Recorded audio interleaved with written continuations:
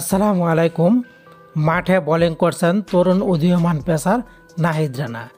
গ্যালারিতে বসে ভিআইপি লাউঞ্জে বিসিবি বস ফারুক আহমেদ।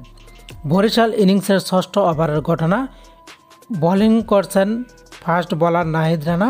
তার ওভারের চতুর্থ বলটি তামিম ইকবাল সামনের দিকে গিয়ে খেলতে চাইলেন, কিন্তু তিনি একেবারে পরাস্ত হয়ে গেলেন। নুরুল হাসান সোহান উইকেট কিপার বলটা ধরে আবেদন করলেন। আম্পায়ার দুই হাত প্রসারিত করে জানালেন এটা হোয়াইট বল। কোনোভাবেই মেনে নিতে পারছিলেন না নুরুল হাসান সোহান। নাহিদ রানা তো আম্পায়ারকে জিজ্ঞেস করে বললেন এটা কিভাবে হোয়াইট হয়। তার মুখে ছিল, চোখে মুখে ছিল রাগ। তিনি বুঝতে পারলেন না এটা কীভাবে হোয়াইট হলো।